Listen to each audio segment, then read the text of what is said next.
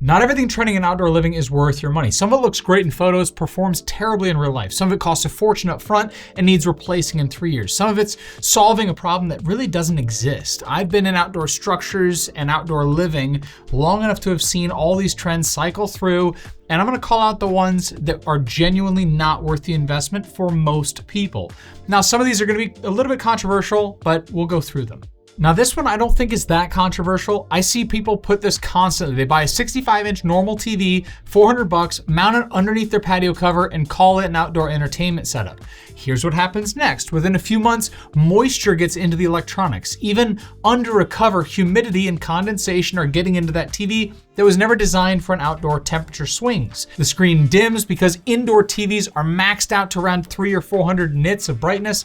Outside, you need a minimum of like 1,000 nits to see anything in daylight. At 1,500 to 2,000 nits for direct sunlight. By month 6, the picture quality has degraded. By year 1 or 2, the TV is dead, if not before then. And using it outside obviously voids the warranty, so there's no recourse. The proper solution is to buy a purpose-built outdoor TV. For most homeowners, this is buying a $3,000 to $5,000 TV that you only use really a few times a month during good weather. So the cost per use math is brutal. That's really just a question for you if it's worth it in the end. Unless you're genuinely gonna use an outdoor TV multiple times a week, 6 or more times out of the months of the year that you are able to sit outside, a portable projector and a screen for occasional movie nights, or a quality outdoor projector runs more like $300 to $600, and you're usually gonna use it at night so you don't have the nit issue where you need to buy something with extra brightness. A pull-down screen is typically relatively expensive. They also have the inflatable screens, which is another option. I see that more often used in terms of the dollars per use than something like an outdoor TV, because storage of something like a blow-up projector or even an outdoor projector is much easier than a 65-inch or 75-inch TV. Now, obviously, again, it depends on your budget and what you want to spend money on. Now, the next one is artificial turf has been marketed as the no maintenance dream. No mowing, no watering, no fertilizer. And for a small, specific application like a dog run or a side yard that never grows grass anyway, or a putting green, it can make sense. But a full lawn replacement into something like artificial turf is very different reality than the actual brochure. Quality artificial turf runs $8 to $14 per square foot installed. For a modest 2,000 square foot lawn, that's $16,000 to $28,000. The installers will tell you that it lasts 15 to 20 years, but real world reports these days from people who've actually owned it, because it's been out there for a little while in moderate climates, find that anything outside of like the mild Southern California climate where most of the marketing data comes from suggest 8 to 12 years is more realistic before the blades start matting, fading, and looking obviously fake. In the Midwest specifically, there are additional problems. Artificial turf absorbs and retains heat. On a 90-degree day, the surface temperature of synthetic turf can reach up to 140 degrees. You can't walk on it barefoot, it's just too hot. Kids can't play on it, pets burn their paws. It's not an exaggeration, because even when you've been out it, standing at eye level, your face feels warm on artificial turf. That's just part of going with it. And that's just a significant portion of the summer where it is hot outside. It still requires maintenance too. You still need to rinse it regularly to prevent odor, especially if you have pets. You got to brush it periodically to keep the blades upright. Leaves and debris sit on top instead of decomposing into the soil. And if a section gets damaged or stained, you're patching or replacing, which may or may not match correctly, not just reseeding. For $20,000, you can hire a professional lawn care service for a long time, even up to 10 or 15 years. The turf might look prettier on Instagram, but the economics don't work for most full lawn applications. The next one, backyard ponds, large waterfalls, and elaborate fountain systems look incredible the first month. Then maintenance really sets in. A professionally installed backyard pond or water feature runs $3,000 to $15,000.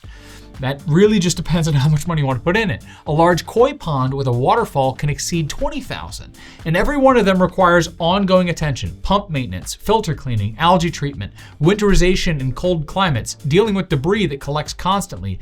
In Indiana, you're either running the pump year-round, which adds to your electric bill, obviously excluding the winter, and you're draining and winterizing it typically every fall and restarting every spring.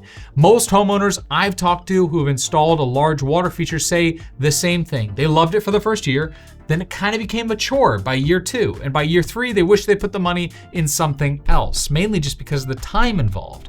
The sound of running water is beautiful. You can get that though from a self-contained fountain for like $300 to $800 that you plug in and forget and use when you want it. You don't need a 3,000 gallon pond to get the ambiance. If you genuinely love water gardening or a koi pond as a hobby, then go for it. But if you're installing a water feature because you saw one on Home Renovation Show and it looked cool, understand what you're really buying is a maintenance commitment, not a set it and forget it feature. That's the case with a lot of water things like pools. It's the exact same situation. For number 4, fire pits and fire features are one of the best investments in outdoor living. I'm not arguing against them. I use mine all the time underneath my pergola. What I'm arguing against is overspending on them. I've seen homeowners spend $8,000 to $12,000 on custom stone fire pit with a built-in gas line, electronic ignition, custom surrounds, and integrated seating when the $2,500 fire pit would have given them 90% of that experience. If what you're looking for is fire in the middle of a collective lounge area, a normal fire pit with wood would work as well. Fire pit usage for most families is you sit around it in cool evenings, maybe 15 to 30 times a year max. You're looking at flames, you're talking, you're relaxing, whether those flames come from a $12,000 custom gas feature or a $2,500 prefab gas fire pit, or even just a wood fire pit in the ground, the experience is functionally identical. The fire looks the same, the warmth, depending on gas or wood, is a little bit different, but roughly the same, and the ambiance is the same. Where money spent really well on fire is a quality gas burner that ignites reliably every time if that's what you want. A properly run gas line so you don't have to swap propane tanks is a nice luxury, and a fire pit that's the right size for your seating is typically 36 to 42 inches for most residential setups. Beyond that, you're paying for aesthetics, and it's, again, like any outdoor living question, it's a question of how important those aesthetics are to you and how much you'll actually use them. A specific warning though is if you build a custom fire pit as part of your first phase, if you're still planning to add a shade structure later or a patio cover, I've seen fire pits poured permanently into patios in locations that later conflicted with the goal of a later patio cover or pergola post. Now the homeowner has a fire pit 6 feet away from where they really wanted it or where they need to put a structural footing. So build the permanent structure first. I've talked about this a million times. Decide how you want to lay everything out first, then start construction after that on what you're going to use most. And then after that, all the other additional things that are nice to haves, in my opinion, like a fire pit. Number 5, this one is the one that costs homeowners, I think, the most money over time because the damage is very slow. And that is buying in these reclaimed wood accents or pallet wood barns or barnwood furniture or shiplap on outdoor walls. All of these look amazing in photos, but they deteriorate rapidly when exposed to weather. Reclaimed wood is by definition old wood. It's already been through its useful life once. Putting it outside in rain, UV, freeze-thaw cycles accelerates the deterioration dramatically. Within 2 to 3 years, you're looking at rot, splitting, structural failure on these items when you were supposed to be really just adding a rustic charm. And there's a big differentiation between goal for rustic charm and longevity. The same goes for trendy tile or stone choices that aren't rated for exterior use. Interior grade tile will crack in the first freeze-thaw cycle. A non-slip rated tile around a pool or wet area becomes a safety hazard. Natural stone hasn't been sealed, will stain and degrade faster than most homeowners expect, so you need to make sure you seal it. The fix is boring but effective. Use materials rated for exterior exposure for your specific climate. Pressure-treated lumber or aluminum for structures, porcelain pavers or quality concrete pavers rated for freeze-thaw, marine-grade stainless hardware, AAMA-rated powder coating or AMA-rated powder coating on all metal surfaces. They're not exciting choices, but they're the choices that will look good in 10 years. Every material has its place. Reclaimed wood belongs on an interior accent wall. Barn wood belongs on a climate-controlled environment. When someone tries to sell you a trending material for an outdoor application, ask one question. What does this look like in 5 years in my climate? If they can't answer that confidently, then choose something that they can. Number 6, this is the meta trend behind all the others, and this is the one I see causing the most buyer remorse, and that is social media has made outdoor living spaces look like magazine covers. There's nothing wrong with you wanting to have a backyard that looks beautiful, but when the design prioritizes the photo over how the space actually functions, you end up with a problem. A symmetrical furniture layout that looks perfect from above but doesn't face the grill or a TV, or white cushions that stain the first time someone sets a glass down of red wine, a sleek minimalist fire table that doesn't throw enough heat to keep anyone warm, or a pergola or patio cover that's too small for the space because a smaller one looked better in proportion doesn't actually cover then the dining table.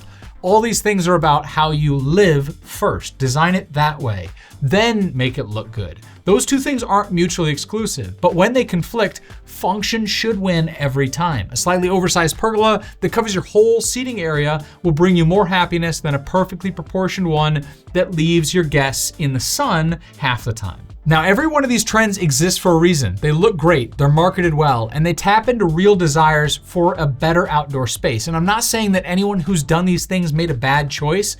I'm saying if you haven't done them yet, here's the information that the marketing doesn't give you. Spend your money on the things that perform. Solid patio cover, functional shade structure, if that means the patio cover, quality furniture that lasts, good lighting. Those are the 4 things that will do more for your outdoor living experience than any trend ever will. Now subscribe down below if you want to see more content like this. If you want to buy a pergola like ours, you can find our website down below as well. Otherwise, I'll see you in the next one. Take care.